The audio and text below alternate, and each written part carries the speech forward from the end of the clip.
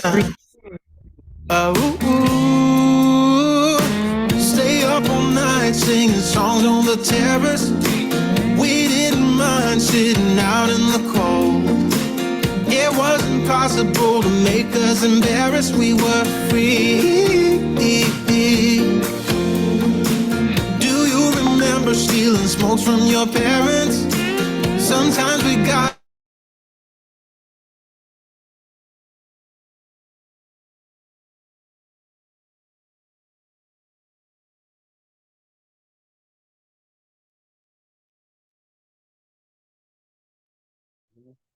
Kita langsung mulai aja ya. Ya, Assalamualaikum warahmatullahi wabarakatuh. Salam Om Swastiastu, Namo Buddhaya. Salam kebajikan bagi kita semua. Eh, Selamat datang kepada teman-teman semua dalam seminar dengan judul Optimizing.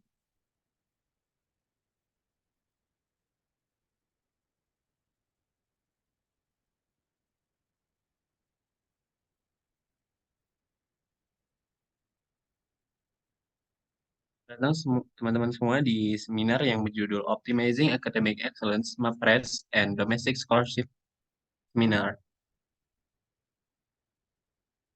Nah, sebelumnya perkenalkan, saya Muhammad Ifudin dari Fisika UNER yang pada hari ini akan bertugas sebagai Master of Ceremony yang akan memandu acara pada hari ini dari mulai hingga selesai.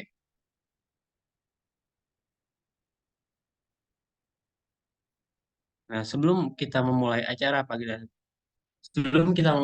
pada pagi hari ini,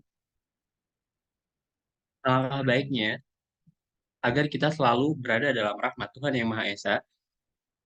Acara pada pagi hari ini kita mulai dengan doa terlebih dahulu. Berdoa menurut agama dan kepercayaan masing-masing dimulai.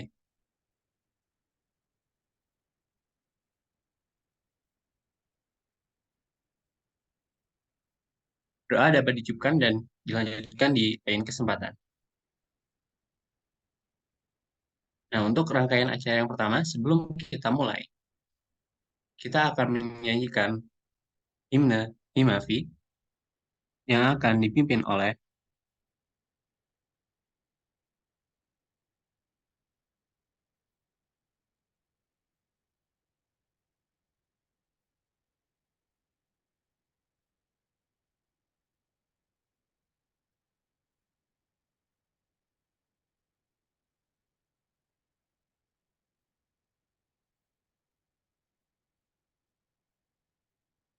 ya, mohon maaf sebelumnya. Sebelum kita memulai acara pada pagi hari ini, alangkah baiknya untuk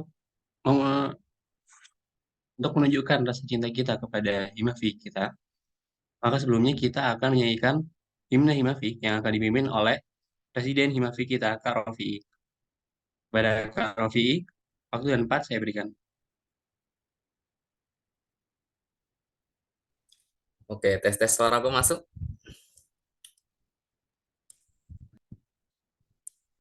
Oke, bisa di-share screen dulu.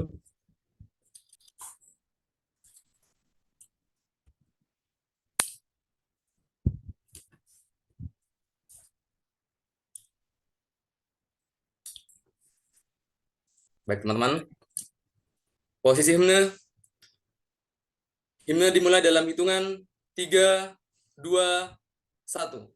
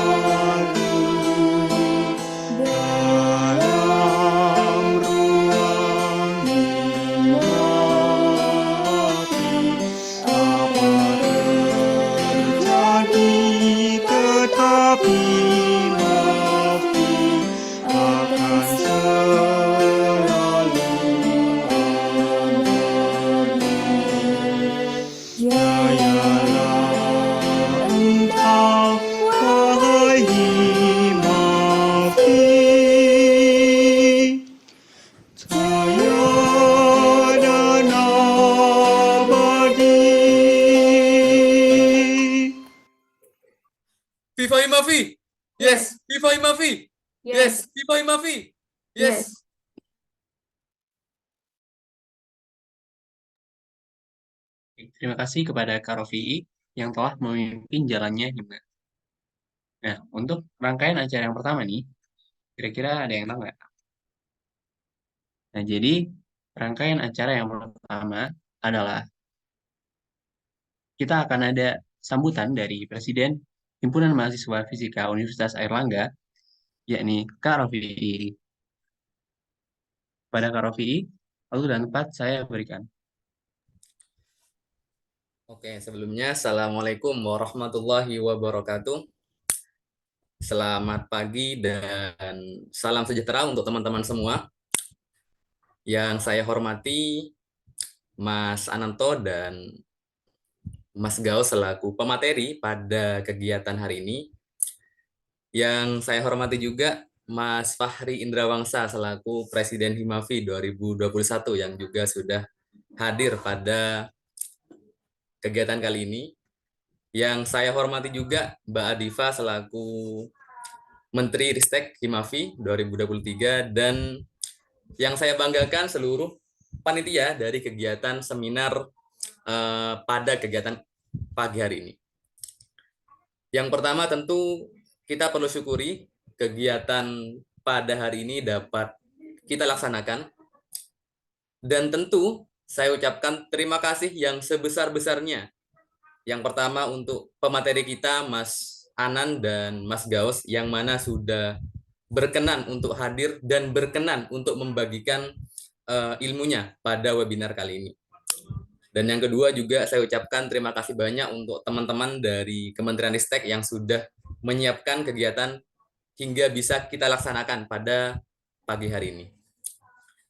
Teman-teman dan para hadirin sekalian, berbicara mengenai kegiatan webinar pada pagi hari ini, tentu teman-teman dalam dunia perkuliahan ada banyak hal yang bisa diekspor teman-teman, yang bisa menunjang kegiatan akademik dari teman-teman semuanya. Dan salah satu dari hal itu bisa teman-teman dapatkan pada webinar kali ini, di mana yang pertama teman-teman bakal disajikan bagaimana caranya untuk mendapatkan beasiswa dalam negeri. Setelah sebelumnya juga dari Kementerian Ristek sudah melaksanakan webinar mengenai beasiswa dalam negeri.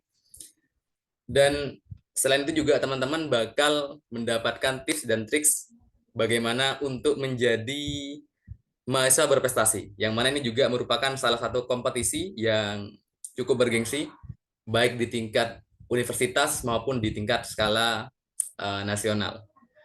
Dan berkaitan dengan itu harapan dari aku pribadi semoga teman-teman di sini setidaknya bisa mendapatkan insight baru, bisa mendapatkan wawasan baru yang mana bisa bermanfaat untuk teman-teman semuanya. Dan terlepas dari ini semoga ini juga bisa memotivasi teman-teman untuk terus mengeksplor banyak hal lagi yang bisa membantu akademik dari teman-teman semuanya. Akhir kata dari aku, terima kasih kembali kuucapkan. Kurang lebihnya mohon maaf. Wassalamualaikum warahmatullahi wabarakatuh. Waalaikumsalam warahmatullahi wabarakatuh. Baik, saya ucapkan terima kasih lagi kepada Kak Rofi'i yang telah menyampaikan sambutannya. Nah, selanjutnya nih, kita akan masuk nih ke sesi yang pertama. Sesi materi yang pertama. Ada yang tahu nggak apa? Nah, oke. Jadi, sesi materi yang pertama ini adalah sesi materi mahasiswa berprestasi yang akan dibawakan oleh pemateri kita yang keren banget nih. Materi kita yang keren banget, yang punya banyak pengalaman dan juga prestasi nih tentunya. Yakni, kita sambut Kak Gawas, Diki, Alpandi.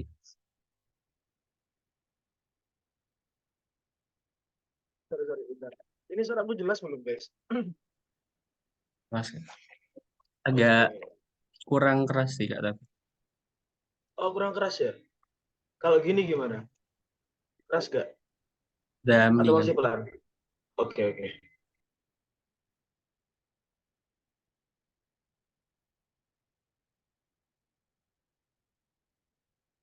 Ini aku langsung maparin materi kah atau gimana nih? Ya, kalau sudah siap untuk menyampaikan materi. Udah.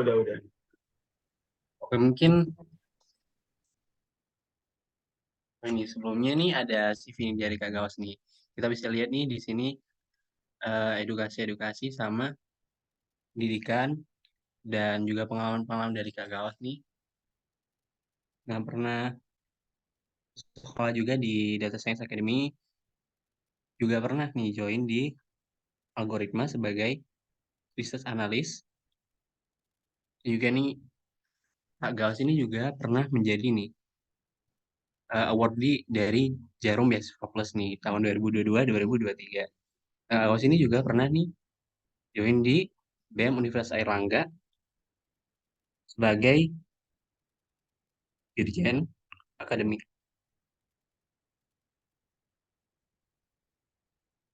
Nah, Kak Gawas ini juga pernah juga nih ikut LKMM dari tingkat dasar, tingkat menengah sampai tingkat lanjut. Nah, ini untuk prestasi-prestasi awards dari Kak Gawas ini banyak banget nih.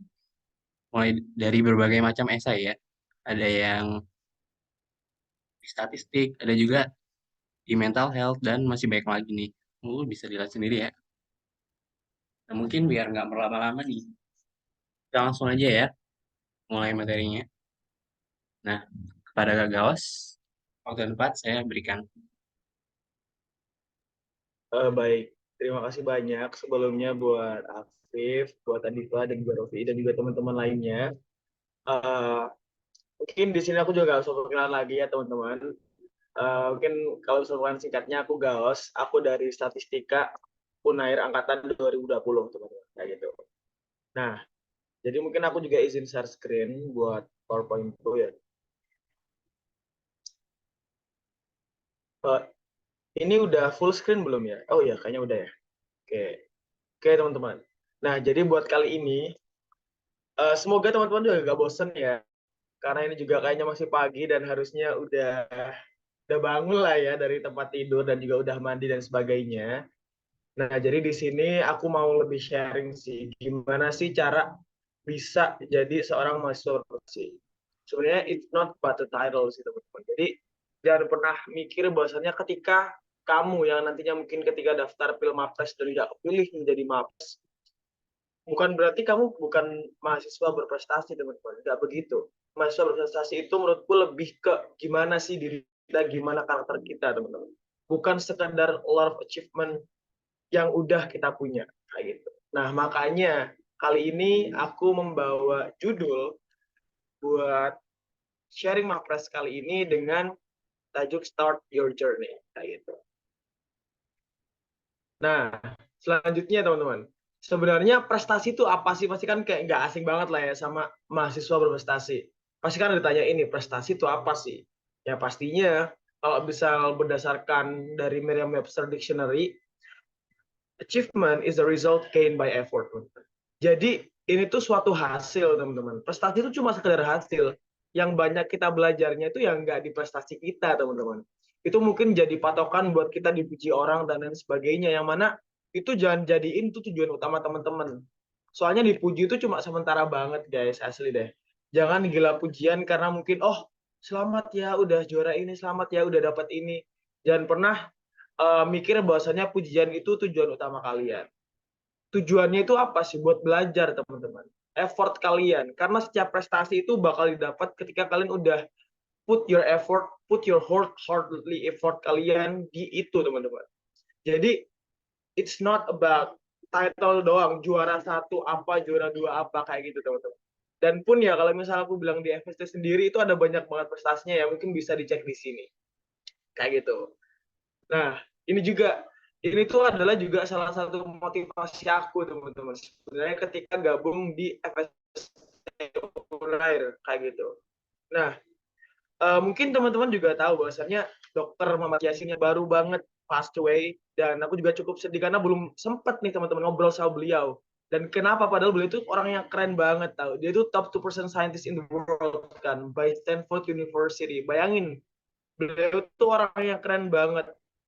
Tapi kenapa? Aku nggak pernah lihat sekalipun beliau itu kayak jalan-jalan di FST yang dengan kayak pamer atau jalannya itu berlagak sombong. Nggak pernah teman-teman. Jadi beliau itu juga salah satu role model aku buat di FST, buat belajar banyak, buat achieve banyak, tapi stay humble, teman-teman, kayak gitu. Jadi beliau itu juga orang yang keren banget juga. Dan jujur karena aku juga belum sempat ketemu sama beliau, aku pun merasakan kehilangan banget karena aku pengen banget sharing ilmu juga, belajar banyak juga sama Pak Yasin. Jadi coba deh ketika kalian gabung ya, entah kalian ini dari fisika semua ataupun dari fakultas lain, universitas lain, coba kalian temuin nih role model kalian. Nggak harus dosen juga, bisa aja kakak tingkat kalian, bisa aja siapapun itu dari kalian. Nah, role model ini bukan dijadiin patokan buat kalian membandingkan diri dengan dia ya, teman-teman. Jangan sampai. Jadi ketika aku takutnya itu jadi salah pemahaman ya, di mana role model itu seharusnya membuat kita semangat buat achieve something. Bukan membuat diri kita banding-bandingin nih. Waduh, kayaknya si ini lebih besar daripada aku kayak gitu. Nah, betternya memang kalau misal nggak mau banding-bandingin, cari role model yang dia itu lebih tua dari kalian, khususnya ya preferensi dari aku sih jangan mahasiswa. Soalnya nanti itu pasti ada part di mana kita tuh banding-bandingin sama dia, kok dia gitu sih, kok dia gini sih. Jadi better entah siapapun, gak harus dosen juga, coba cari orang yang benar-benar bisa jadi role model kalian. Kayak gitu, teman-teman. Nah, ini juga mungkin sebelumnya nggak pernah ya, teman-teman. Fun fact-nya nggak pernah punya tujuan ya sejak awal kuliah buat ikut lomba, buat jadi mawapres. Nggak pernah aku kepikiran kayak gitu. Soalnya tujuanku emang cuma satu doang sih, teman-teman. Coba kalian juga harus nemuin itu, temuin tujuan kalian. Dengan cara apa? Dengan cara metode ini by Simon Sinek, The Golden Circle. Jadi temuin dulu nih why kalian tuh apa sih, terus how-nya kayak gimana, terus what-nya itu apa, kayak gitu. Jadi temuin dulu the big reason kalian tuh apa sih. Sebenarnya what's your purpose? Tujuan kalian tuh apa sih, teman-teman? Terus apa sih yang motivasi kalian buat menjadi titik sekarang? Terus apa penyebabnya? Mungkin kalian punya background story-nya masing-masing. Mungkin bisa nih, misal nih. Mungkin contohnya, aku nih bukan dari orang yang kaya-kaya banget, teman-teman. Aku orang yang sederhana juga, ada keluarga sederhana. Jadi mungkin tujuan aku belajar, tujuan aku lomba itu salah satunya. Itu juga buat kayak sama nih, teman-teman. Itu nggak bisa dipungkiri ya. Kita juga mahasiswa pasti juga butuh uang juga untuk bayar UKT. Mungkin ini juga jadi salah satu effort yang kalian teman-teman juga punya dalam hati kalian. Aku tuh pengen nih ikut lomba, buat apa sih? Buat menang, buat belajar juga. Tentunya tujuan pertama kalian tuh buat belajar, buat cari pengalaman. Lalu yang kedua mungkin ya, itu boleh banget tujuan kalian buat dapat uang, buat apa ya? Pastinya buat bayar UKT kalian sendiri kayak gitu. Buat kebutuhan kuliah kalian sendiri, itu boleh banget. Tapi yang penting tujuin dulu strong why kalian tuh apa sih? Big reason kalian apa sih ikut banyak kompetisi? Bukan sekedar, oh aku tuh pengen jadi mawapres. Enggak, itu bukan tujuan kalian. Cari tujuan yang lebih besar sehingga kalian tuh bisa start your action. Kayak gitu. Nah, habis tahu nih tujuan aku. Misal, aku tuh pengen belajar juga, dapat pengalaman, ya bisa juara juga, sambil juga cari uang juga lah, mungkin kayak gitu. Nah, terus apa sih langkahku? Langkahku ya misal, karena di sini tentunya yang banyak sekali peluang, yaitu lomba, teman-teman. Dan aku juga cari kan, lomba apa sih yang banyak ada dalam info-info lomba. Nah, untuk lombanya sendiri yang banyak banget ya buat mahasiswa khususnya, yaitu lomba kepenulisan, teman-teman, kayak gitu. Jadi aku di sini juga belajar nih, karena kepenulisan itu bukan juga skill yang dikhususkan pada orang-orang tertentu, teman-teman. Kepenulisan itu skill yang kita punya. Dan aku yakin kita semua di sini itu pasti bisa menulis, teman-teman. Cuma memang, terkadang, kita tuh harus juga bisa menuliskan apa yang ada di pikiran kita dengan baik di tulisan. Karena nggak semua orang bisa kayak gitu.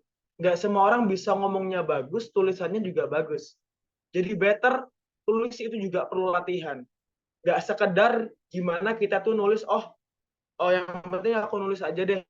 Tapi nulis tuh poin pentingnya apa sih? Poin pentingnya menulis itu buat ngasih pemahaman kita ke orang lain, ke pembaca kita. Terlebih buat lomba esai, lomba KTI itu juga sangat penting banget skill menulis, sehingga kita tuh perlu punya, teman-teman, skill menulis yang benar-benar bisa mengenhance kemampuan kita dan bisa belajar. Tentunya itu nggak bisa dipelajari dengan mudah, karena nulis itu sama kayak ngomong. Kita nggak bakal bisa lancar kalau misalnya kita nggak latihan, teman-teman. Jadi better buat kalian yang pengen benar-benar bisa nulis nih, kalian harus benar-benar bisa belajar, harus benar-benar bisa nyoba. coba terus, tulis terus. Dan gimana sih cara nge-trigger kalian biar banyak nulis? Coba ikut lomba deh, kayak gitu. Kayak mungkin tuh ya, how-nya itu bebas teman-teman. Nggak harus kalian misalnya ikut lomba. How, aku ikut lomba. Terus what-nya, tadi kan ada 3 ya. Why, how, what. Why, aku misalnya aku pengen bisa saving money buat pay my tuition fee di kuliah. Terus how-nya gimana? Aku nemuin peluang nih, bahwasannya ada nih lomba-lomba yang bisa aku ikutin. Lomba paling banyak kepenulisan. Jadi aku start ikut lomba kepenulisan. Terus what-nya, pasti what-nya tuh outcome-nya teman-teman. Result-nya apa sih setelah kalian ikut lomba? Ya kalian bisa juara. Itu what yang kita bukan tujuan utama kita kayak gitu. Jadi bedakan ya, what sama why kita. Jangan sampai tujuan kita itu juara. Enggak, tujuan kita itu lebih ke belajarnya, lebih ke nanti gimana dapat pengalamannya, baru nih bisa dapat uangnya juga. Kayak gitu. Bukan menjadi juaranya, itu what kita, teman-teman. Beda ya. Bedakan strong why kalian sama what kalian. Nah, terus gimana sih buat kalian nih tahu first step kalian? Ini menurut aku pribadi ya, teman. Ini juga nggak ada referensinya juga, tapi ini based on my experience sendiri, teman-teman. Nah, jadi yang pertama, know your desire. Jadi tahu dulu tujuan kalian tuh apa sih? Apa sih yang kalian mau? Mungkin ketika misal nih, karena di sini mau press tentunya banyak lomba atau pencapaian. Coba kalian tuh passionnya di mana? Kapabilitas kalian di mana sih? Minat kalian di mana? Bakat kalian di mana? Tahu dulu itu kalian. Misal nih, aku orangnya suka nulis. Jadi tentunya aku juga bisa nih ikut lomba nulis. Kayak gitu. Menurutku teman-teman, penting banget kita ikut sesuatu yang kita mau, yang kita suka. Jangan sampai kita tuh ikut sesuatu karena dipaksakan. Itu hasilnya juga gak bakal maksimal, teman-teman.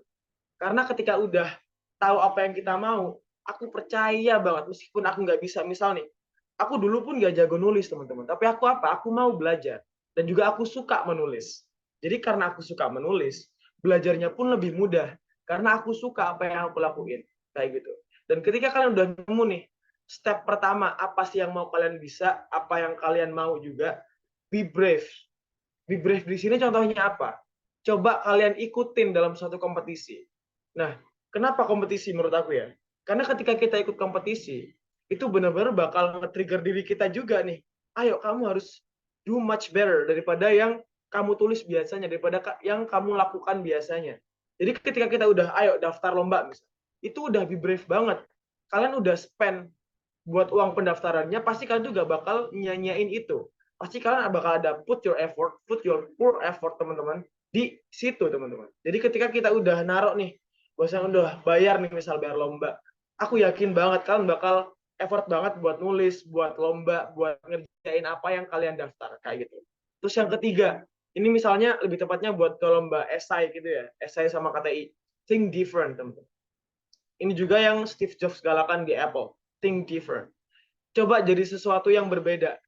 Pokoknya di sini aku juga yakin banget ya, teman-teman fisika dan juga teman-teman di sini, pasti ada banyak banget ide-ide kalian yang mungkin kalian tuh ngerasa, kayaknya ideku ini aneh deh, kayaknya nggak mungkin deh. Jangan pernah kayak gitu. Just do it. Coba kalian submit itu di suatu competition. Aku yakin, lambat laun, meskipun mungkin awalnya bakal ketolak, itu pasti mungkin kalian juga bakal sadar nih, kekurangannya apa sih? Apa yang perlu kalian tingkatin lagi buat ngebagusin gagasan kalian? Karena ide yang gila itu bukan ide yang nggak mungkin. Itu ide yang possible banget. Cuma orang lain nih nggak bisa nangkep apa sih poin dari ide kalian. Kayak gitu. Dan yang keempat, just do it. Jadi ketika udah punya ide, tulis langsung. Gak usah diem, gak usah ngapa-ngapain. Dan ketika udah just do it, juga submit your essay kalian, submit perlombaan kalian. Dan yang terakhir, ketika kalian udah tahu resultnya, dan buruk, just be patient and persistent. Jangan jadiin kekalahan itu sebagai apa ya? Sebagai akhir dari kalian. Enggak, teman-teman. Itu adalah langkah awal kalian, teman-teman. Buat kalian tuh bisa ngerasain nih, oh gagal tuh ternyata sakit ya. Gagal tuh ternyata perih banget ya. Gagal tuh ternyata nggak enak banget ya. Dan di situ kalian harus bisa belajar lagi, coba perbagus lagi esai kalian. Ikutin lagi. Jadi ketika kita udah tahu rasanya gagal, dan pas ketika kita ngerasain menang, aku yakin itu bakal jadi something yang satisfying banget buat kalian. Ya gitu. Itu bakal memuaskan banget buat kita. Oh, enak banget ya ternyata aku tuh sebelumnya udah gagal banyak. Terus ketika udah juara tuh kayak wah asik banget ternyata, alhamdulillah banget gitu. Ada momen di mana aku tuh bisa enjoy gitu. Oh, ternyata menang tuh gini enak banget kayak gitu. Itu teman-teman. Nah, terus misalnya kalau aku di sini, ini juga bisa jadi kalian catat juga atau terserah. Mungkin kalau misal dari aku sendiri, start my journey itu dari info-info lomba, teman-teman. Lombanya ada banyak banget. Misal di lomba nggak melulu tentang penulisan, ada juga lomba etnografis, lomba desain, lomba public speaking, dan lain sebagainya. Bisnis plan, bisnis case, dan sebagainya. Mungkin kalau misal di sini yang aku cantumin di PowerPoint, itu lebih ke aku nemuinnya dari mana aja sih. Nah, mostly aku temuin di Instagram, teman. Karena di Instagram itu juga jadi main platform mereka sih biasanya buat sharing informasi lomba ataupun sebagainya. Kayak gitu. Dan ini lombanya mungkin di info lomba, info KTI, info olimpiade, info event. Coba aja. Uh, Kata kunci pertamanya ketika kalian mencari sesuatu di Instagram ya, coba aja info lomba gitu ya. Aku yakin pasti akan banyak banget akun-akun yang itu possible buat kalian coba cek deh dulu kayak gitu. Pasti akan banyak banget info lombanya juga. Dan itu coba cari yang sesuai sama passion kalian juga, sama keinginan kalian dan juga kemampuan kalian kayak gitu. Itu teman-teman. Dan juga di sini itu ketika kalian lomba harus perhatikan juga timeline-nya. Jangan sampai karena emang udah gopoh banget nih, pengen lomba, ayo aku pengen lomba banget, pengen juara. Sehingga kalian tuh nyari timeline yang mepet banget. Misal, aku nemu nih di Instagramnya info lomba. Terus deadline-nya itu besok. Karena aku gopoh banget, jadi aku ya gas saja ikut. Itu juga boleh-boleh banget. Tapi juga kalian harus lakuin itu dengan tidak terburu-buru, teman-teman.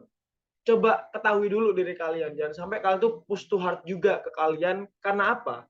Karena meskipun kalian di sini juga pengen mencoba nih passion kalian, pengen belajar hal yang baru, tapi bukan berarti kalian maksa diri kalian ya. Aku nggak menyarankan hal itu. Karena ketika kalian dipaksa ya, aku yakin bakal ada momen di mana kalian tuh bakal burn out, teman. Bakal capek banget, bakal exhausted banget sama yang kalian lakuin, nanti bakal nyesel, OVT, dan sebagainya. Kayak gitu. Jadi perhatikan juga timelinenya. Santai aja. Lomba itu ada banyak banget. Nggak satu doang itu yang timelinenya mepet. Dan juga di akhir-akhir ini tuh ada banyak banget lomba.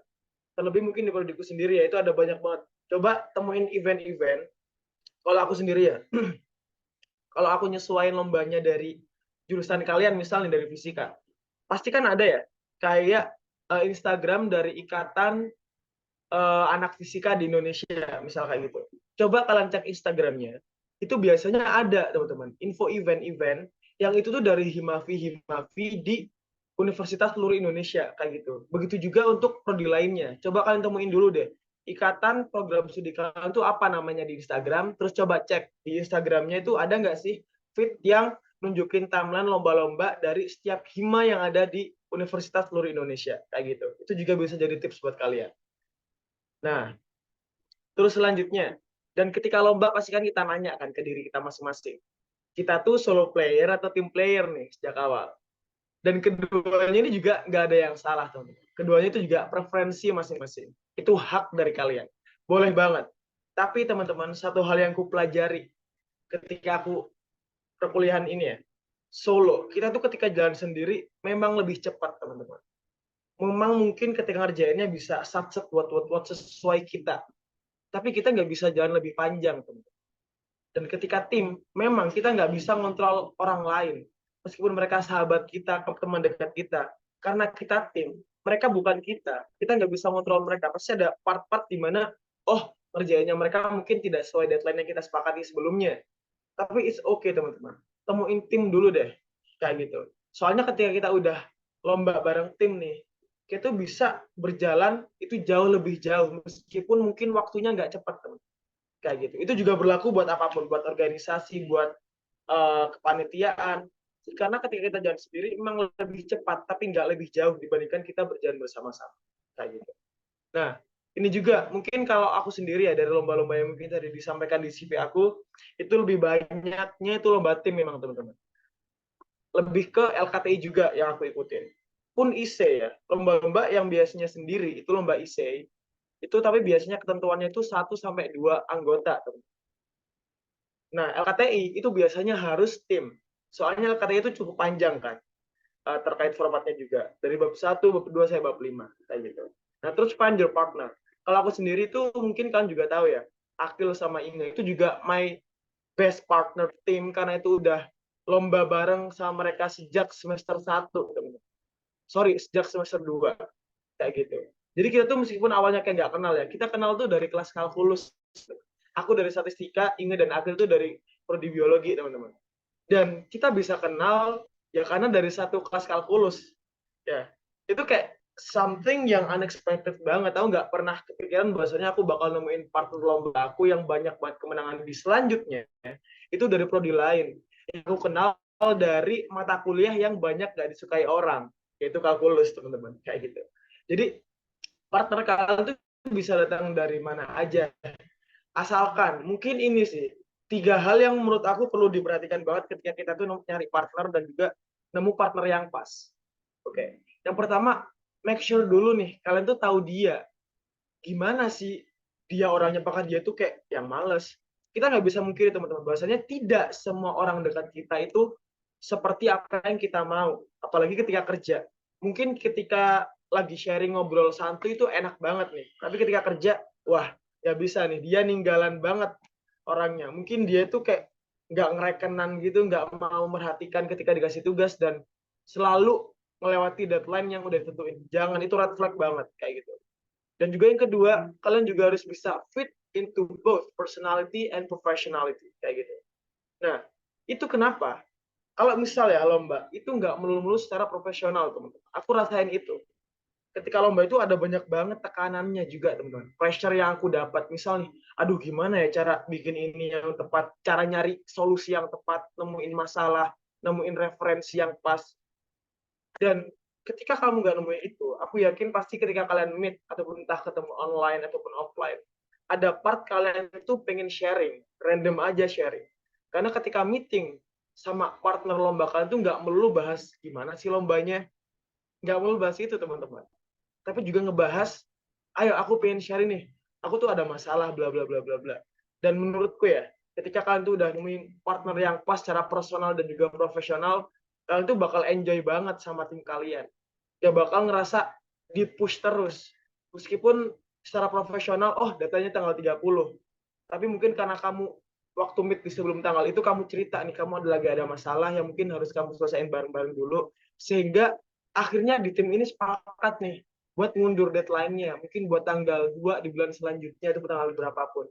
Jadi kita tuh bisa saling tahu juga, bisa saling ngasih empati juga satu sama lain. Itu juga penting banget, teman-teman, buat nyari partner yang sesuai. Terus yang ketiga juga, pastiin tim kalian tuh proaktif, honest, dan open-minded. Ini tuh kenapa? Ini penting banget. Biasanya ya, kalau crash sama orang, itu terjadi kalau di lomba ya, itu biasanya terkait ketika kita mengusulkan suatu gagasan. Ide, misal nih, ada masalah terkait lingkungan.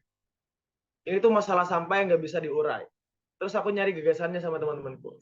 Dan biasanya ketika kita udah nemu gagasan, aku yakin banyak orang nih, banyak di tim ini, setiap anggota pasti nemu aja pikiran di otaknya, oh kayaknya misalnya dibikin gini deh biar bagus. Yang lain gini deh yang bagus. Jadi beda-beda nih. Dan di sini biasanya crash. Dan ini penting banget buat proaktif. Harus bisa nih, meskipun kita itu nggak sekedar responsif, nggak sekedar kita tuh ngerespon dia, ngerespon gagasan dia karena nggak sesuai sama kita, respon buruk, enggak, teman-teman. Jelasin secara proaktif, secara baik, pikir dulu apa yang mau kita sampaikan, jangan sampai kita nyampaikannya meskipun secara jujur ya, honest, tapi kita menyampaikannya dalam in a wrong way, teman. Sampaikan itu dengan baik. Gimana sih cara menolak idenya teman aku yang bagus? Puji dulu mereka, baru di akhir mungkin sampaikan, oh kayaknya gagasan kamu tuh kalau dilihat dari sudut pandang ini masih kurang ya. Kayaknya kalau misal dilihat dari perspektif ini masih ada yang miss nih. Nah, kayak gitu. Jadi jangan sampai meskipun udah proaktif, honest, dan open-minded, udah nerima juga kalau misal dikritik juga, itu kalian nyampeinnya yang salah. Kayak gitu. Jadi meskipun di tim, meskipun kan udah kenal mereka masing-masing secara profesional, kan caci maki dia idenya boleh banget. Tapi sampaikan in a good way. Kayak gitu ya. Oke, yang pasti hargai dulu apa sih yang mereka sampaikan. Nah, ini tadi what-nya itu apa sih? Habis why, how, what-nya itu your result, your achievement, the result of why, kayak gitu. Ya mungkin kalau misalkan jadi mapres bukan tujuan kalian. tujuan kalian adalah mungkin pengen belajar, pengen banyak nih naruh juara-juara, pengalaman juara di CV kalian sehingga itu bisa boost your career in the next future. Terus buat kalian tuh ya apa ya, juara-juara itu tadi. Ya mungkin ketika pilih Mapres kan bisa jadi Mapres. Itu mungkin buat kalian kayak gitu. Nah, karena Mapres itu apa sih? Mapres itu ini secara formalnya aja ya pengertiannya. Itu students who succeed in achieving the highest achievement in the scope of their campus activities. Karena Mapres itu juga nggak sekedar dia yang dapat penghargaan lomba, teman-teman. Tapi juga yang aktif nih di organisasi. Yang mungkin juga punya pengalaman bisnis. Yang mungkin juga pernah nih dijadiin speaker di nasional. Mungkin juga pernah nih menjadi motivasi di suatu acara dalam entah itu di skop nasional maupun skop regional. Kayak gitu. Jadi Mapres juga bukan sekedar lomba doang, teman. Dan ketika kalian mungkin nanti ya daftar jadi Mapres di FST terus ke universitas, kan juga bakal sadar bahwasanya oh ternyata tuh ada banyak banget loh some kind of achievement, tipe-tipenya penghargaan, kompetisi, bisnis, hibah dan lain sebagainya. Bahkan PKM itu juga termasuk achievement kalian, kayak gitu. Nah, dan mungkin ini juga terakhir ya dari aku. Ini entah waktunya apa kelebihan dikit, mohon maaf ya. Menurutku ketika kalian jadi Mapres tuh chasing the title is not the first. Karena itu merupakan bagian dari buat kalian. Kalian dulu harus temuin dulu strong why kalian. Supaya kalian bisa ngelakuin hal itu secara konsisten, secara persisten. Karena tujuanku juga, nggak pernah kepikiran jadi Mapres. Tapi asalkan coba deh temuin tujuan kalian dan just keep making an impact. Jadi meskipun kalian jadi Mapres atau enggak, tetap berikan impact kepada lingkungan sekitar kalian. Berikan dampak yang baik. Dan yang terakhir, are you happy doing this? Kalian tuh jangan sampai karena melulu udah banyak menang lomba dan sebagainya, jangan sampai kalian nggak happy akan hal itu. Itu pilihan kalian, teman. Dan kalau misalkan nggak happy, coba cari something that makes you happy, teman-teman. Itu penting banget. Ketika kalian tuh nemuin sesuatu yang benar-benar fit into you, yang pas banget buat kamu, kayak gitu. Itu, teman-teman.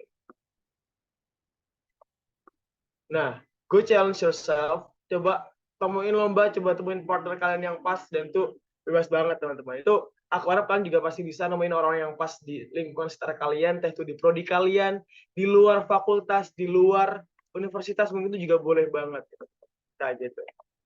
Nah, last thing aku believe bahwasanya don't look at achievement to be arrogant, teman-teman.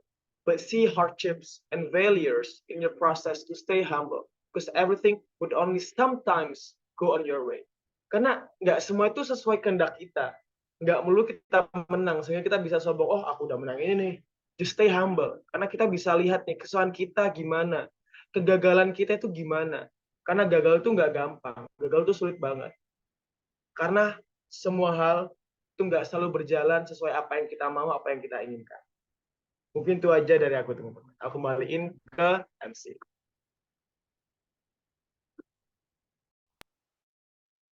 Baik, terima kasih kepada Kak Gaos atas penyampaian materinya.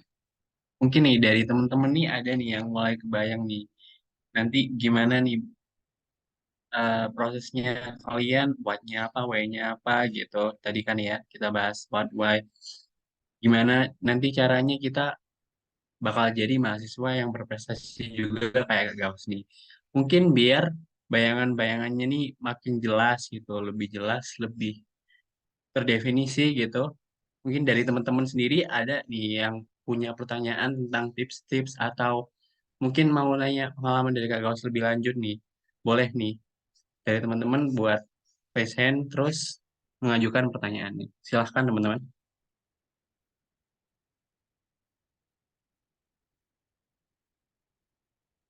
Oke, silahkan Kak Kurnia. Terima kasih atas kesempatannya, Kak. Sebelumnya, mohon maaf belum bisa on cam karena kendala jaringan. Apakah suara saya terdengar jelas, Kak? Yes. Oke, perkenalkan nama saya Kurnia Dewi dari Program Studi Teknik Lingkungan Universitas Bakri. Sebelumnya, terima kasih kepada Kak Gaos atas pemaparan materinya yang sangat keren sekali dan saya ingin bertanya karena di lingkungan sekitar saya, di sekitaran kampus banyak kakak-kakak tingkat yang setelah menjadi Mapres di tingkat kampus itu merasakan impostor syndrome, di mana kayak merasa nggak pantas mendapatkan penghargaan itu karena eh, istilahnya insecure, karena ada yang lebih baik daripada dia, saingannya mereka. Dan untuk Kak Gal sendiri, apakah pernah merasakan impostor syndrome dan misalkan pernah, pendekatan apa aja sih yang Kakak lakukan untuk mengatasi rasa impostor syndrome itu? Baik, terima kasih kepada Kak Kurnia atas pertanyaannya. Mungkin untuk Kak Gaus bisa langsung dijawab. Oke, thank you banget buat Kurnia dari Universitas Bakri. Pertanyaannya keren banget sih. Maksudnya itu tuh mungkin sesuatu yang personal ya. Mungkin itu lebih personal juga. Gimana sih ketika kamu tuh dipilih jadi Mapres dan ngerasa, oh sebenarnya tuh dia lebih pas gitu di Mapres yang juara satu, yang bukan yang aku yang mungkin kayak gitu ya. Seharusnya mungkin aku tuh juara tiganya atau mungkin nggak juara sama sekali. Itu jujur aku juga pernah juga teman-teman. Itu mungkin kalau misalnya aku bisa sharing, itu waktu pemilihan Mawapres pada tahun 2022 kemarin, itu kebetulan aku sama kakak tingkatku juga kan, itu boleh ikut. Nah, dan aku ngerasa bahwasannya, oh kayaknya nggak mungkin aku deh juara satu. Karena aku tahu nih kakak tingkat ini yang dari fisika juga, mungkin kalian tahu siapa. Itu harusnya yang jadi juara satu. Tapi kok bisa aku gitu. Aku pernah juga punya ngalamin hal itu. Aku ngerasa insecure juga, aduh kayaknya nggak deserve this deh. Kayak gitu. Cuman kadang aku mikir kan, apa ini jurinya salah milih? Kayak gitu.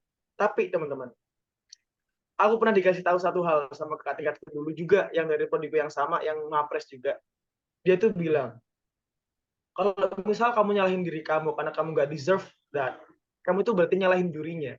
Berarti kamu bilang jurinya nggak kompeten. Berarti kamu bilang bahwasanya orang-orang yang udah selama ini mendukung kamu tuh mereka bodoh. Kayak gitu. Secara nggak langsung kamu gitu. Kalau misal kamu ngerasa impostor syndrome-nya kayak gitu. Dan aku pikir lagi kan, benar juga ya. Kalau misal aku ngerasa nggak deserve, tapi at the end aku dapat itu, berarti aku tuh kok seakan-akan nyalahin jurinya. Padahal juri itu juga udah banyak banget the consideration yang udah mereka tentuin juga, udah mereka diskusiin sebelumnya. Bahasanya you're the best.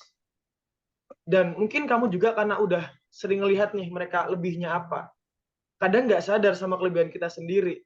Karena terlalu membanding-bandingkan sih. Sehingga aku mikir juga, oh iya ya, mungkin ada part-part lain nih. Yang mungkin aku bisa better sedikit deh daripada dia. Karena juara 1, juara 2, juara 3 itu perbedaannya nggak banyak-banyak kok teman-teman. Itu bedanya tipis-tipis banget. Kayak gitu. Dan mungkin cara aku lakuin hal itu sih lebih ke cerita sih, Kurnia. Aku lebih ke cerita sama temanku dan juga cari pandangan juga, cari pendapat mereka. Jangan cari ke orang-orang yang mungkin bakal ngasih feedback yang negatif ke kamu sih. Coba temu ini. Pasti kan kalian juga punya teman-teman bestie kalian lah kayak gitu. Coba tanya deh ke mereka. Bener gak sih aku deserve this? Dan mereka juga ngasih tahu aku bahasanya kamu coba deh lihat dulu struggle-mu. Kamu tuh nyampai titik ini tuh udah banyak banget loh gagal yang kamu laluin. Udah banyak banget loh. Coba deh appreciate diri kamu. Kayak gitu. Jadi aku lebih suka coba aku appreciate hal-hal kecil deh yang ada di diri aku. Ternyata itu tuh bisa dapat appreciate besar dari orang lain yang mungkin aku nggak sadari itu sih. Jadi mungkin itu sih Kun, lebih ke coba deh kamu cerita dulu ke orang lain. Dan sepertinya kamu nanya gini tuh kayaknya kamu sendiri tuh mau apres itu. Oke, semoga menjawab Kun. Oke, Kak. Terima kasih banyak ya, Kak. Cukup menjawab. Baik, terima kasih kepada Kak Gaus atas jawabannya. Mungkin dari teman-teman yang lain ada yang ingin bertanya lagi.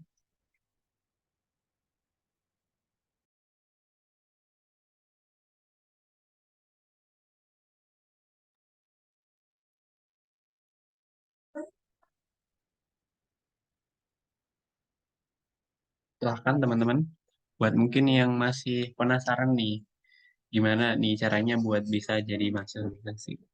Oh ini ada pertanyaan di kolom chat Kak. Dari Kak Nur. Saya mau tanya Kak, terkadang kita berusaha produktif tapi malah jadi toksik karena berlebihan. Nah, Kak Gaus pernah nggak ngerasa demikian dan cara mengatasinya bagaimana Kak? Terima kasih. Mungkin bisa langsung dijawab Kak. Oke, oke, thank you buat Nur untuk pertanyaannya. Wah, ini juga pertanyaannya dari teman tadi itu kayak bener-bener itu yang banyak aku alami juga sebenarnya. Nah, misalnya ini nih, toxic productivity kan, yang ditanyain sama Nur kan. Dan itu emang terkadang aku juga kadang ngerasa gitu. Dulu, ya, aku pernah ngerasa gitu. Waktu apa sih aku ngerasa gitu? Waktu aku ngerasa bener-bener ambisi buat menang lomba. Itu teman-teman. Saking udah sekali menang, akhirnya kayak aku daftar nih semua lomba, entah apapun itu. Semua aku daftarin. Tanpa aku sadar, padahal aku tuh seharusnya nggak daftar lomba itu. Kenapa?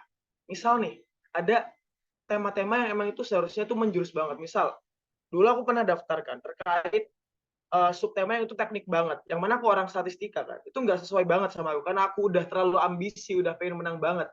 Akhirnya aku ya daftar aja guys. Karena udah sempat menang dan udah ngerasa seneng banget karena menang. Saking saking senengnya aku menang, sehingga aku daftar banyak itu, dan aku nggak benar-benar pertimbangkan. Menurutku di aku sendiri waktu itu aku salah mempertimbangkan sih. Aku salah. Aku nggak harus buru-buru. Lomba itu ada banyak banget dan kayak itu doang. Sehingga akhirnya kok rasanya ini tuh yang kulakuin nggak menang-menang ya. Dan juga ya teman-teman, gagal tuh bener-bener bisa bikin kalian ngerasa toksik loh. Jujur ya, aku pun ketika banyak gagal nih, kok kayaknya ini toksik juga ya buat aku ya. Kayak masa nggak menang-menang gitu sih. Akhirnya ngerasa toksik sendiri kan. Padahal ya itu emang part kita buat gagal. Roda kita masih di bawah, belum di atas. Kayak gitu. Dan ketika aku udah ngerasa produktivitas yang berlebihan, itu aku stop dulu sih. Aku berhenti sejenak. Beneran, aku berhenti sejenak waktu itu dan aku coba cari sebenarnya apa sih yang bikin aku produktivitas sebanyak ini, dan sebenarnya itu juga sesuai kapasitasku atau enggak sih. Jangan sampai aku harusnya mikirkan karena udah banyak banget lomba yang aku ikutin sampai kadang-kadang lomba itu tuh bikin aku nggak kerjain tugas. Padahal ya, jangan pernah kalian put your priority first at competition, teman-teman. Menurutku prioritas yang pertama itu ya tetap organisasi. Lomba itu jadiin selingan aja deh. Jadiin hobi ketika kalian tuh punya waktu yang luang. Kayak gitu. Jangan jadiin kalian punya prioritas. Jadi karena aku juga salah nih. Yang pertama salah di prioritas dan keburu-buru juga, dua hal ini yang bikin aku akhirnya, oh kayaknya aku salah sih. Aku harus bisa berhenti dulu, diam dulu. Oh kayaknya aku buat nextnya. Jangan banyak-banyak kamu ikutin lomba yang benar-benar itu udah gak sesuai dan juga timelinenya cepat. Itu bikin kamu bakal bener-bener burn out banget sih, bakal capek banget, apalagi nggak menang kan. Itu kayak bener-bener bakal jadi, wah udah capek bikinnya, terus kamu tuh nggak menang, dan itu anehnya dari aku, apalagi karena itu nggak sesuai lagi temanya mungkin sama prodi kalian. Sehingga itu jadi banyak alasan nih buat kalian nggak menang. Dan itu pasti bikin kalian, mental kalian bakal drop banget. Bakal kayak ngerasa, aduh kayaknya mungkin aku udah takdirnya nih nggak menang-menang. Itu bakal comes up on your mind, teman-teman. Bakal mikir bahasanya kayaknya udah nggak bakal menang lagi deh. Itu pasti bakal ada terlintas di kalian. Aku pun juga pernah gitu, tapi never stop doing something good, asalkan jangan berlebihan. Berlebihan itu nggak baik. Coba kamu pilah-pilah lagi, coba being selective. Mana sih yang mungkin kalau misalnya kamu ikut lomba yang sesuai nih sama yang aku mau, aku minatnya juga, aku bisanya juga kayak gimana. Kayak gitu sih mungkin. Semoga menjawab. Baik, terima kasih kepada Kak Gaus atas jawabannya. Mungkin untuk Kak Nur, apakah sudah menjawab?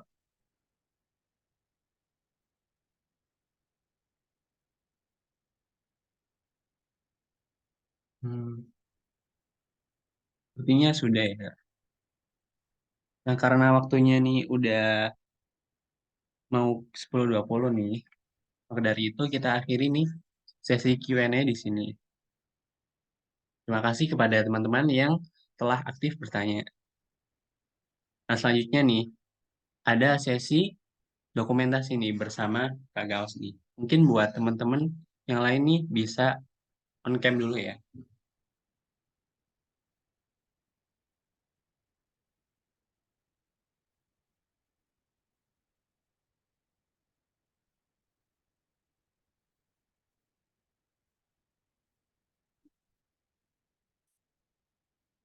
Mungkin untuk Kak Adifa bisa bersiap-siap.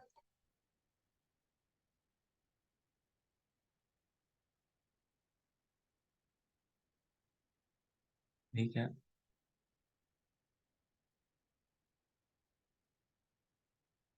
Ya langsung kita mulai aja ya, saya hitung ya. 3, 2, 1.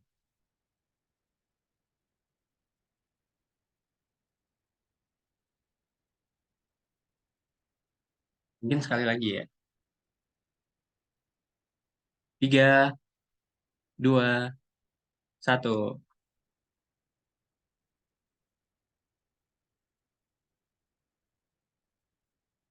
Ya mungkin kita sudahi aja ya sesi dokumentasinya. Baik, terima kasih sekali lagi kepada Kak Gaos atas penyampaian materinya. Mungkin dari Kak Gaos ada kalimat penutup nih untuk menyemangati teman-teman semuanya nih agar bisa lebih semangat untuk berprestasi. Oke, thank you. Oke, mungkin kalimat terakhir buat aku ya. Aku percaya sih sama satu quotes yang pernah aku baca dari buku The Alchemist. Mungkin kalian tahu Paulo Coelho. When you want something, all the universe conspires to help them achieve it. Kayak gitu. Oke, mungkin itu aja dari aku. Semangat buat teman-teman yang sekarang udah lagi lomba ataupun lomba dan masih gagal. Aku percaya pasti bakal ada kemenangan nih buat kalian. Hanya saja itu bukan timeline kalian aja, belum pada timeline yang benar. Kayak gitu. Semangat itu buat kalian. Just do your good, just do your what you want. Kayak gitu aku percaya itu bakal jadi hal yang baik buat kalian raih di kedepannya. Oke, thank you teman-teman. Baik, terima kasih Kak Gaos atas kalimat penutupnya. Mungkin kepada Kak Gawas apabila ada agenda lain dipersilahkan untuk meninggalkan Zoom. Namun apabila ingin mengikuti acara hingga selesai maka juga dipersilahkan. Terima kasih Kak Gawas. Oke, aku izin live ya teman-teman. Assalamualaikum warahmatullahi wabarakatuh. Semangat semuanya. Terima kasih Kak. Oke, gimana nih teman-teman nih buat materi yang pertama nih, seru banget nggak? Kasih reaksinya dong.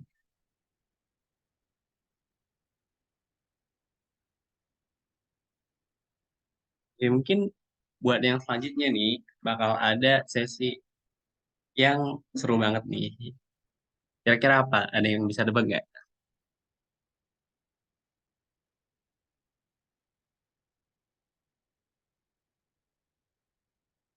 Oke, jadi selanjutnya nih kita akan main games.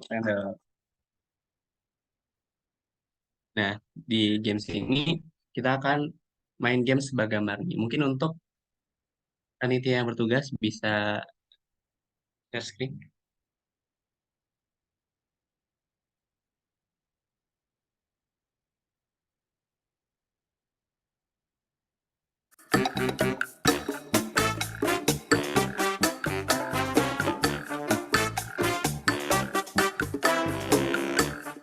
Nah, kita sekarang masuk ke sesi games sebagambar. Nah, ini tahu lah ya gimana peraturannya. Nanti bakal ada gambar nih. Ada gambar, terus kali ini bakal nebak kata yang bisa dibentuk nih dari gambar-gambar tersebut. Mungkin buat teman-teman nanti bisa kalau misalnya mau langsung ngomong bisa resen dulu ya. Terus bisa juga jawab di kolom chat. Ataupun mau langsung ngomong juga boleh. Mungkin kita mulai sebenarnya semangat ya buat main gamenya karena nanti buat pemenangnya bakal ada hadiah yang ini. Kita mulai aja Kak. Yang pertama. Nah ini soal yang pertama. Kira-kira apa nih jawabannya? Silakan teman-teman.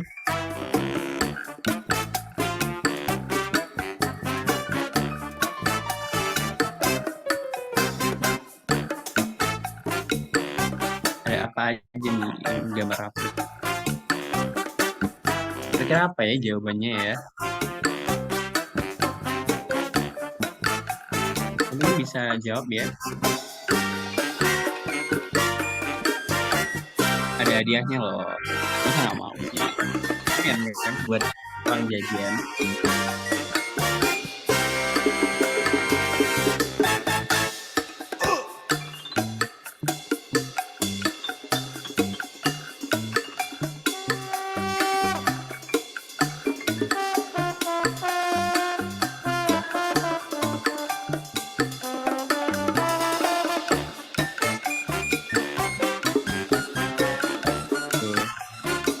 Mungkin kita lihat aja ya Kak, jawaban dari soal yang pertama nih ya.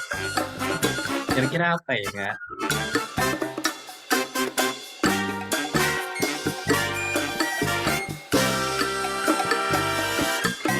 Nah, jawabannya adalah pijat bantal. Nah, selamat nih buat Kak Kurnia nih, jawabannya benar nih buat soal yang pertama. Mungkin kita langsung lanjut aja ya Kak, ke soal yang selanjutnya.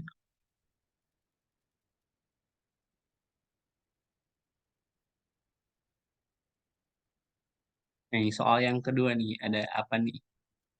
Ada gambar jin.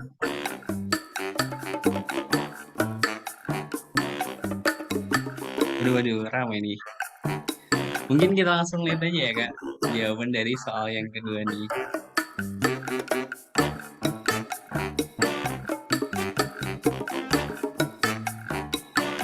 Jawabannya adalah jing.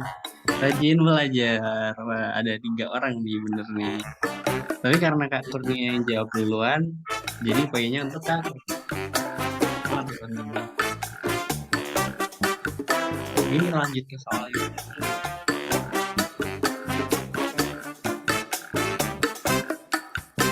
Cepetan ya teman-teman. Ada apa nih? Ada apa nih ya?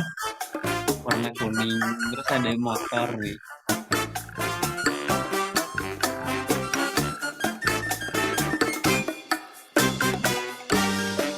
Ini gak susah nih ya kayaknya. Belum ada yang jawab.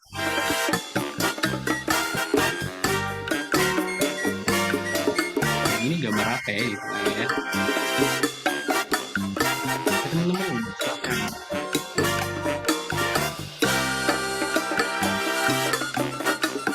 Gambar apa ya ini? Atau coklat? Apa nih?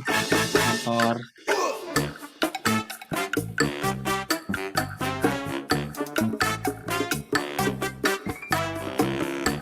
Lampunya nyala nih. Gak ada yang bisa jawab kan nih?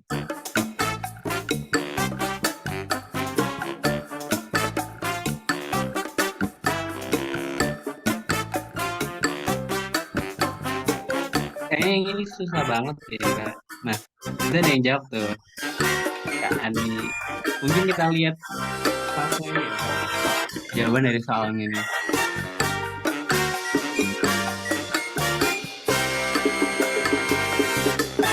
Jawabannya adalah fasilitas sendiri. Ya, selamat nih buat Kak Ani nih. Poinnya buat Kak Ani karena jawabannya benar. Mungkin langsung lanjut aja Kak. Soal yang selanjutnya nih. Ya, nggak ya?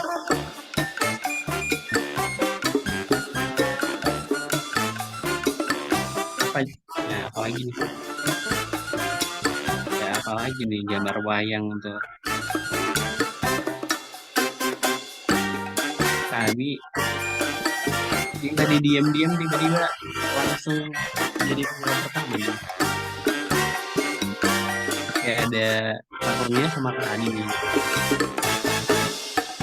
Mungkin kita langsung lihat aja ya Kak jawaban soal selanjutnya.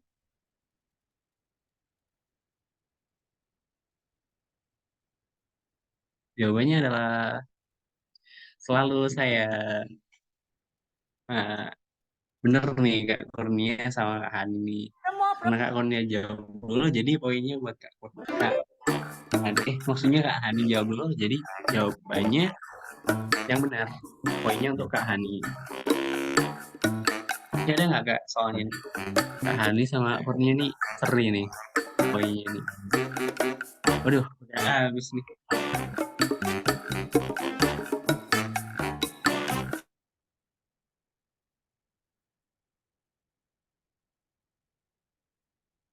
Makasih ya buat temen-temen yang udah aktif nih berpartisipasi di gamenya nih. Seru banget nggak?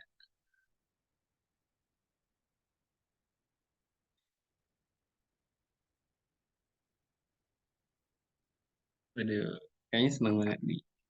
Tenang aja ya, buat menangnya nanti bakal diumumin di akhir acara nih. Jadi jangan live dulu ya. Tetap semangat.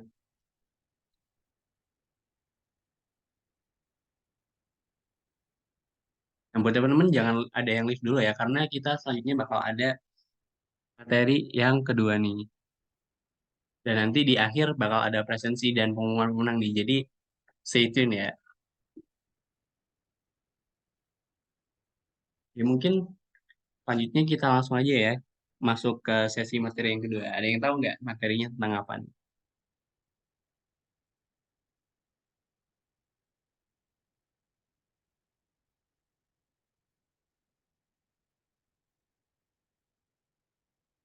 Nah, materi yang selanjutnya nih ada materi beasiswa dalam negeri yang akan dibawakan oleh pemateri kita yang juga kerennya nih dari yang pertama nih.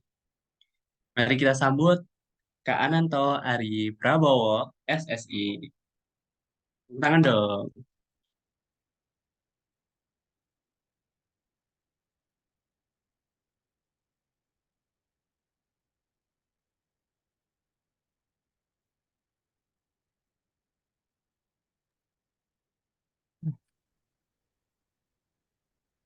Halo Kak Anan, Iya, tes tes. Kedengeran suara saya nggak?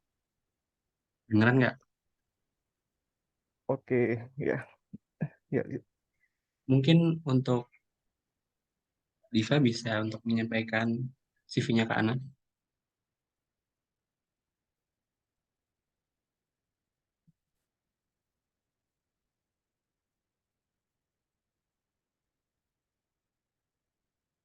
Nah, ini Kak Ananto Pak Ari Prabowo, SSI ini.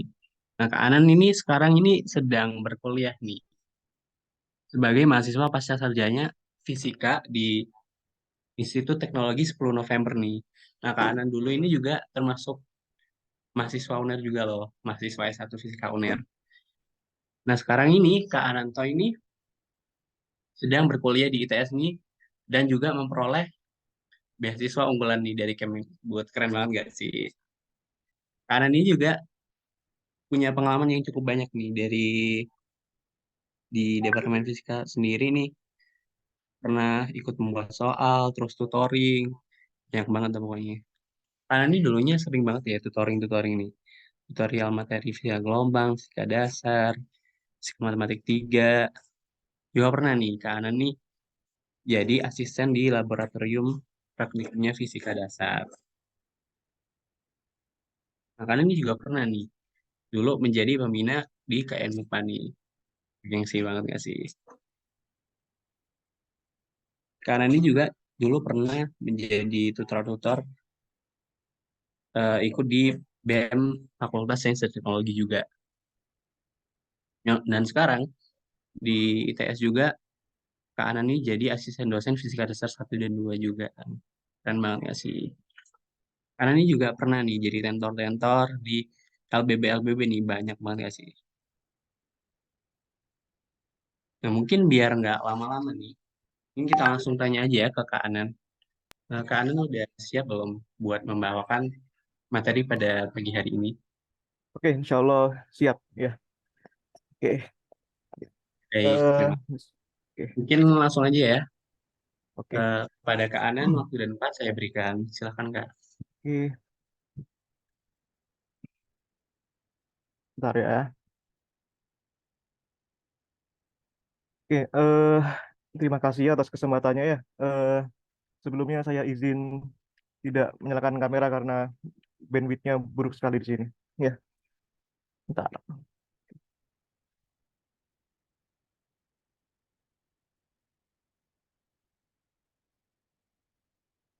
Oke, sebentar ya. Oke. Eh, Assalamualaikum warahmatullahi wabarakatuh. Oke, terima kasih atas kesempatannya dari moderator di Afifuddin.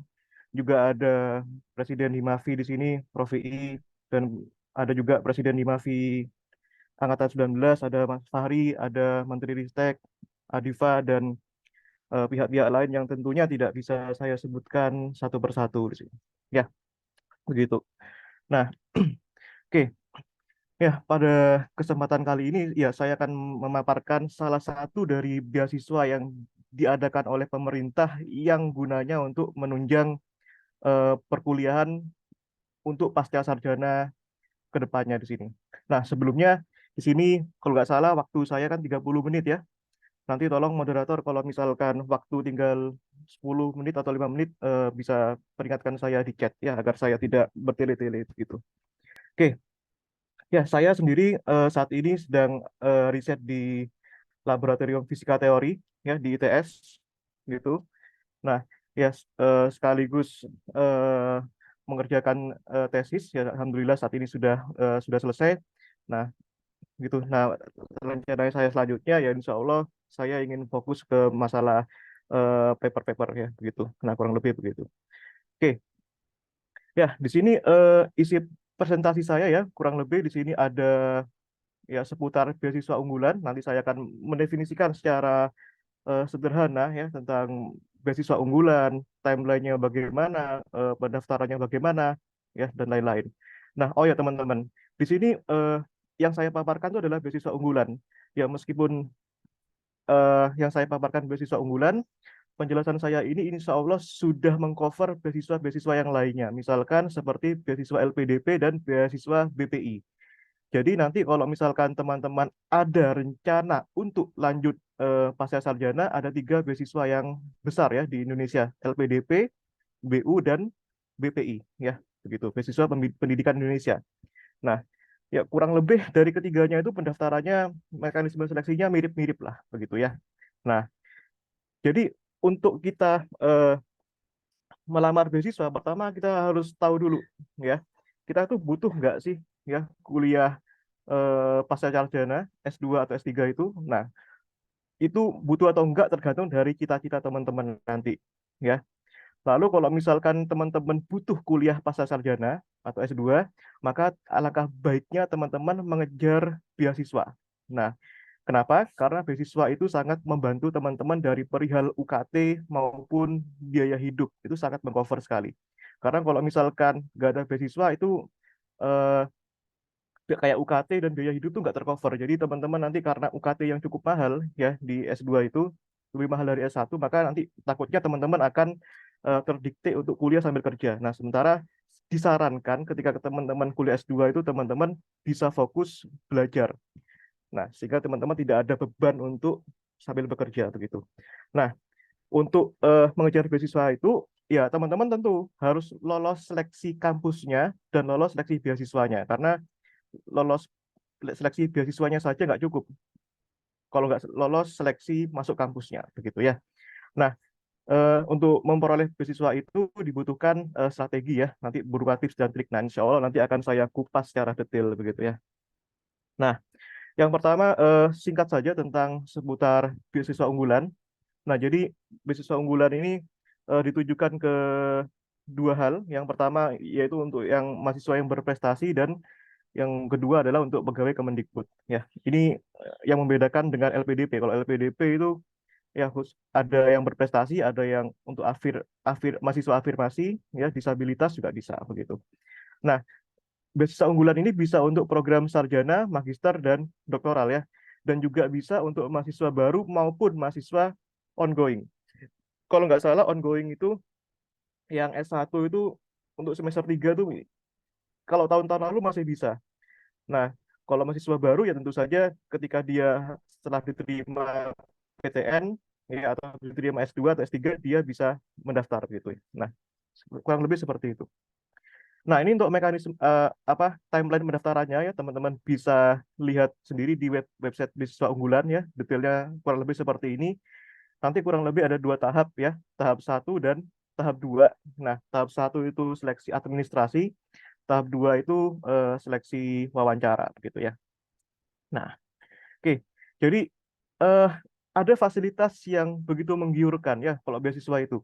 Nah, kalau teman-teman diterima beasiswa unggulan ini, teman-teman akan mendapatkan fasilitas uang SPP. Jadi eh, fasilitas uang SPP teman-teman nanti untuk kuliah itu atau UKT itu sudah tercover. Jadi teman-teman tidak perlu terpikir bekerja untuk mencari UKT gitu. Jadi bisa fokus untuk belajar. Nah, juga ada biaya hidup sekian dan juga ada uang buku yang kurang lebih 1 juta per semester ya. Nah, kalau LPDP ini sedikit lebih banyak ya. LPDP itu kalau nggak salah 3 juta ya, 3 juta per bulan. Dan uang bukunya ya bisa lebih banyak juga kalau LPDP begitu. Nah, bedanya kalau LPDP itu oleh Kementerian Keuangan ya, kalau ini oleh Kemendikbud gitu. Tapi kalau masalah gengsi ya 11-12 lah ya, begitu. Nah, pertama kita harus mikir dulu, ya kita itu butuh nggak sih kuliah S2 atau S3 ya? Menurut saya ya lanjut kuliah itu tidak untuk sarana sebagai gaya-gayaan, apalagi tidak untuk sarana sebagai mengejar karir yang lebih tinggi, karena tidak ada jaminan bahwa dengan ijazah magister teman-teman akan mendapatkan pekerjaan yang lebih baik daripada anak S1. Nah, makanya tentu saja kita perlu tentukan dulu cita-cita kita itu apa. Nah, cita-cita apa yang lebih tepat untuk eh, anak yang sedang kuliah S2 atau S3, itu yang kita pikirkan. Nah, di sini akan saya breakdown ya bagaimana cita-cita saya ya yang saya mulai titik nolnya dari maba hingga diterima beasiswa hingga saat ini begitu ya. Dan tentu saja saya akan memperjelas rencana saya ke depannya begitu ya. Nah, pertama kita mikir dulu butuh nggak sih ya kuliah S2 atau S3, yang bisa menjawab ya teman-teman sendiri begitu.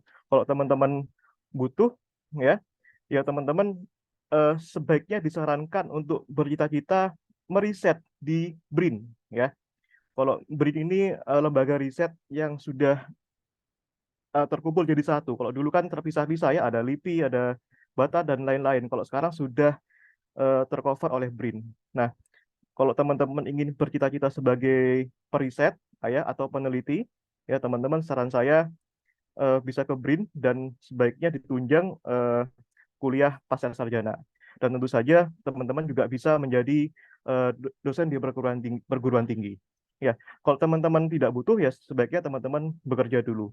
Atau teman-teman kalau misalkan mau free dulu 1 semester, ya nggak langsung S2, S3 tidak masalah. Ya bekerja dulu nggak masalah. Begitu. Nah, karena eh, faktor kalau kita misalkan S2 S3 itu banyak faktor eksternal yang mendistract kita. Bisa saja nanti di tengah jalan ada masalah ekonomi. Nah, makanya sebisa mungkin kita tercover beasiswa. Juga misalkan di tengah jalan ada yang ingin menikah, itu juga perlu dipikirkan gitu. Nah, teman-teman bisa melihat di pojok kanan bawah ya, itu eh, ID tag ya. Apa ya, kalau dulu ada tugas ospek ya, tugas ospek itu kan disuruh buat name tag ya, bisa dilihat di pojok kanan bawah itu name tag saya, di situ ter tertera cita-cita saya. Nah, teman-teman bisa lihat ya, bisa baca cita-citanya di situ. Nah, dengan cita-cita itu tentu saja nanti tentu saja memaksa saya harus kuliah lebih lanjut ya, baik kuliah S2 atau S3. Teman-teman bisa baca di pojok kanan bawah. Ya, jadi teman-teman jangan remehkan cita-cita ya, karena cita-cita itu bisa mendorong kita untuk melangkah lebih jauh lagi begitu. Nah, kalau teman-teman masih punya name tag ospek bisa disimpan tuh kalau ada cita-citanya itu. Nah, itu sampai sekarang masih saya simpan begitu ya. Ini mungkin bisa untuk memotivasi gitu. Nah, sekarang kalau misalkan kita butuh, sebaiknya kita dengan beasiswa atau tidak beasiswa, ya tentu saja lebih baik jika tercover beasiswa gitu ya. Nah, sekarang kalau misalkan kita memutuskan untuk lanjut S2, apakah bidang kita yang kita inginkan linear atau enggak linear, yaitu bergantung pada kebutuhan teman-teman sendiri. Karena di sini cita-cita saya terpampang jelas ya di pojok kanan bawah itu ya, sebagai fisikawan bla bla bla, maka sudah jelas kalau saya pribadi ingin linear di jurusan fisika lagi begitu. Terkadang juga bisa misalkan teman-teman yang S1-nya bidangnya peminatan material, maka pilihan S2-nya bisa lebih luas. Bisa teknik fisika, bisa teknik material, bisa fisika murni lagi, begitu. Itu ya. Nah, jadi eh, kalau teman-teman bisa lihat di situ ya, cita-cita saya itu fisikawan teoretik. Yang ini insya Allah saya targetkan tahun 2025. Di mana untuk menjadi fisikawan teoretik ya saya berusaha mencari topik-topik di S1 untuk tugas akhir yang kaitannya dengan fisika teori. Meskipun ini nggak teori-teori banget ya, applied ya, yaitu permasalahan ya mekanika kuantum untuk material science. Ini tentang katalis ya, kalau teman-teman tahu ini adalah katalis yang bisa untuk mempercepat reaksi kimia gitu. Jadi nggak teori-teori banget, tapi ini bidang yang sangat powerful di sini, ya begitu. Nah, kalau saat ini ya topik yang saya pelajari itu adalah teman-teman bisa baca sendiri di sini ya tentang teleportasi. Ya, motivasi saya sebenarnya mempelajari ini ya untuk asik-asikan aja ya karena termotivasi dari film fiksi. Nah, meskipun begitu, ternyata ini juga bisa dipelajari secara fisika dan apakah realistis ya tentu saja bukan di sini pembahasannya ya begitu. Nah, oke. Kalau rencana saya selanjutnya itu ya kemungkinan dua ya. Saya ingin mempelajari komputer kuantum atau membahas permasalahan lubang hitam atau black hole begitu. Jadi teman-teman harus punya langkah-langkah, step-step bidang-bidang riset apa yang akan dipelajari di kedepannya. Karena kalau teman-teman kuliah S2 hanya formalitas mengejar gelar saja, itu sangat sayang sekali bagi saya, begitu ya. Nah, lalu apa harapannya dari riset-riset ke depannya ini? Ya, apa harapannya untuk Indonesia? Tentu saja saya itu sebenarnya ingin menjadikan fisika sebagai garda terdepan dalam memimpin peradaban yang saya targetkan ini selesai pada tahun 2125. Sekarang coba perhatikan teman-teman. Kalau kalian lihat, cita-cita saya itu 100 tahun ya kan? 2025 ke tahun 2125. Pertanyaannya, apakah realistis? Ya tentu saja itu relatif ya. Tapi tentu saja saya nggak mungkin hidup sampai 2125. Tapi at least minimal saya bisa menanam benih, ya menanam bibit untuk Indonesia ke depannya melalui fisika, fisika teoretik. Ya, kenapa fisika bisa sebagai garda terdepan? Ya, karena kalau teman-teman lihat sekarang implementasi dalam teknologi, teman-teman mengetahui listrik dan magnet. Siapa inisiatornya? Maxwell pada tahun 1800-an. Atau kalau teman-teman lihat revolusi industri di Jerman, siapa inisiatornya? Max Planck pada tahun 1900. Sehingga pada saat itu, ya, ketika Eropa itu gelap gulita, ya, dan Jerman punya ilmuwan yang namanya Max Planck, ya, melalui formulasi yang tersebut, Jerman bisa punya listrik sendiri. Sehingga ketika Eropa yang lain tertidur, maka Jerman sudah punya listrik sendiri, sudah punya lampu sendiri. Sehingga ketika orang Eropa lain tertidur, maka orang Jerman itu belajar. Maka kalau bisa teman-teman lihat, makanya Jerman itu sangat maju dalam hal peradaban. Ya. Nah, ada juga termodinamika yang menginisiasi revolusi industri di Inggris. Maka ini juga realistis dong diterapkan di Indonesia, ya menjadikan fisika sebagai garda terdepan dalam peradaban melalui bidang informasi kuantum. Itu cita-cita saya. Ya, ini kurang lebih sebagai Manhattan Project lah kalau teman-teman tahu lihat filmnya Oppenheimer ya. Nah, kenapa 100 tahun? Ya karena kalau kita lihat tahu apa ilmuwan-ilmuwan sebelumnya realistisnya segitu, 100 tahun itu. Teman-teman bisa cek persamaan Maxwell ditemukan tahun berapa dan listrik itu maju tahun berapa, bisa cek, dan teknologi yang lainnya. Teman-teman bisa cek